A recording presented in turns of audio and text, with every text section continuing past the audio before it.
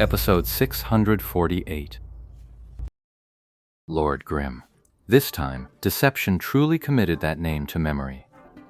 And now Lord Grimm had found himself in the exact same predicament, surrounded. Lord Grimm suddenly rolled, and as he rose, he spun a full 180 degrees, fired a shot, and his character launched backward in a smooth airborne gun maneuver, the entire sequence flowing like water, seamless and complete. But even that wasn't fast enough to break out of the encirclement. The surrounding players had already launched their attacks, and Lord Grimm instantly dissolved into a puff of smoke, the shadow clone technique. Deception was shocked. A veteran ninja like him hadn't noticed when Lord Grimm in the air had been replaced by a shadow clone. You're too slow. I've been waiting forever. Lord Grimm's voice suddenly rang clear in Deception's ear. Wait for what? Deception answered, confused, and as he turned his view around, Lord Grimm's real body had already flashed behind him. A scavenging opportunity. As he spoke, Lord Grimm raised his hand and struck. Deception watched his back, unable to tell which aerial skill he was using. But the moment Gold Fragrance scrambled to her feet, Lord Grimm had already launched her into the air.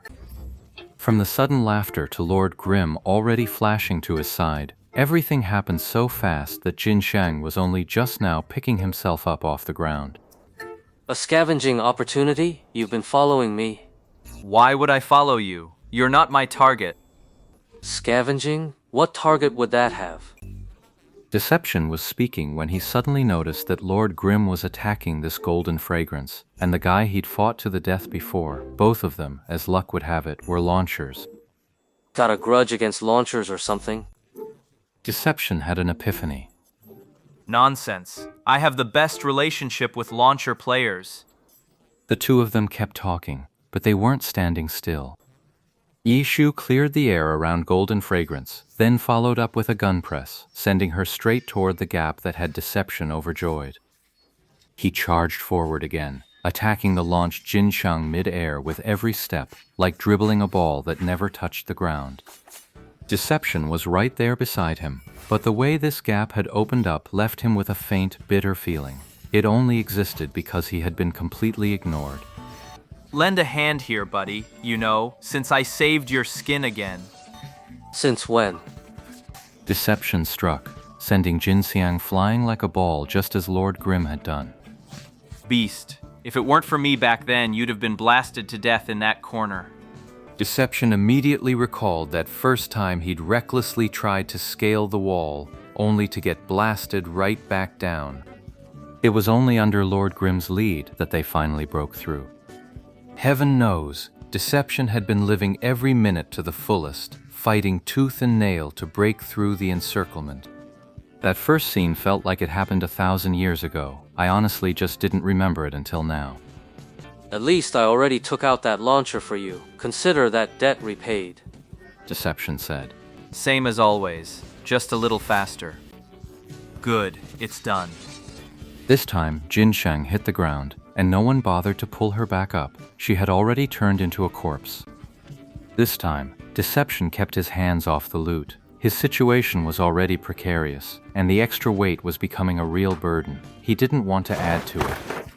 But the other party was just as fast. Almost simultaneously, they snatched the item mid-air before it even hit the ground. In the blink of an eye, Deception's heart skipped a beat. That thing that just flew by, was it orange? Could it be orange gear? Deception was stunned. In all his years scavenging, he had never once picked up an orange gear. Self-made gear was basically exclusive to the professional scene. In the heavenly domain, a single piece of orange gear was already an extremely rare item. Those who own orange gear, and manage to keep it, are no simple characters. Their odds of surviving any chaotic situation are vastly improved. Deception scavenged differently from the usual scavengers. He didn't just pick up what dropped. His eyes were sharp. Before making a move, he always observed carefully, tracking each person's gear and health in the chaos of battle. Compared to the average scavenger, he was far more deliberate. Even so, these orange gear experts rarely gave him an opening for a one-shot kill. So as much as he wanted to, he'd never gotten the chance. As for Lord Grimm, who just charged in and slaughtered his target without mercy, Deception firmly maintained that this wasn't scavenging, this was outright robbery. What did it drop? The question Deception asked was one everyone was curious about. Just a lousy necklace. Yishu said, Broken. Even if it's broken, it's still orange grade, you know. Don't act like I didn't see it.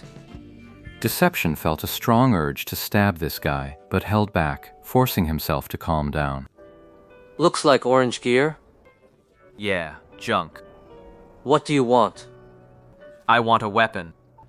Yishu finished speaking, paused for a moment, then added, it was a weapon, right? Deception was still puzzling over it. Not talking to you.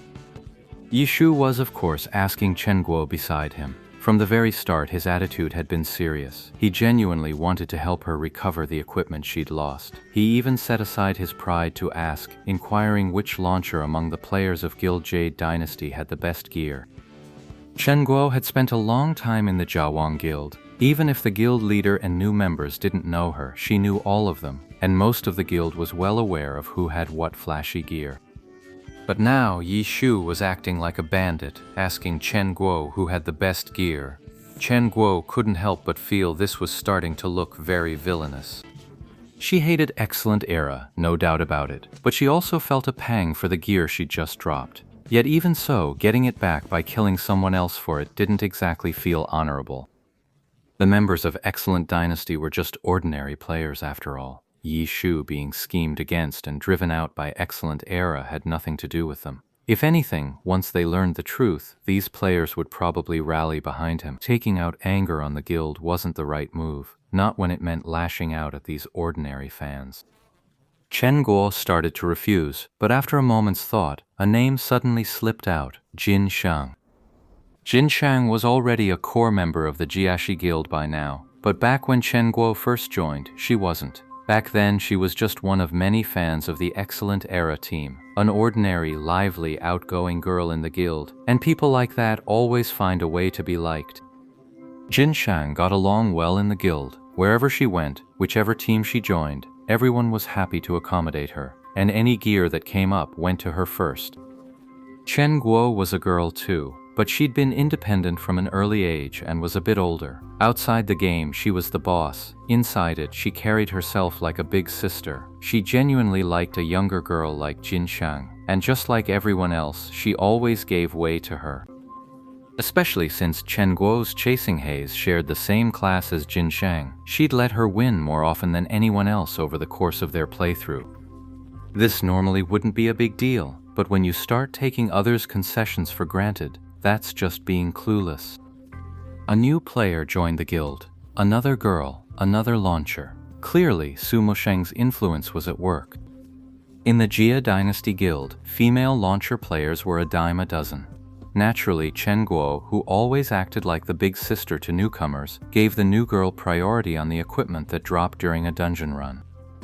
In a fixed dungeon team, loot distribution was always the party leader's call, an unspoken rule. No one had a problem with Chen Guo looking out for the newbie, except for Jin Shang.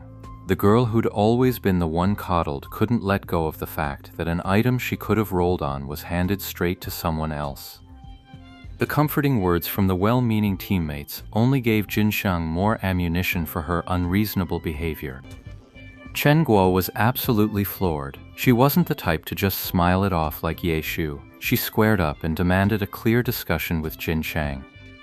But Jin Shang never confronted Chen Guo directly. Instead, she went around crying to everyone, calling them big brother and big sister, privately pouring out her grievances to anyone who would listen, just to win their sympathy.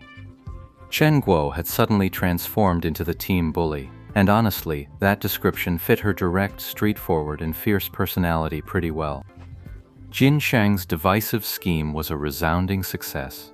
Chen Guo, of course, was never one to go crying and explaining herself. She immediately challenged Jin Shang to settle it in the arena, a man's way of solving problems, and Chen Guo liked that. She had no patience for trading barbs with a little girl. A fight doesn't always settle who's right, but it does put a period on things. In the game, fighting was a pretty common way to settle things. But this supposedly manly approach? Jin Shang actually found herself a man to fight for her. This Jin Shang, who hadn't joined the Chen Guild much later than Chen Guo, was used to playing the role of a protected little princess.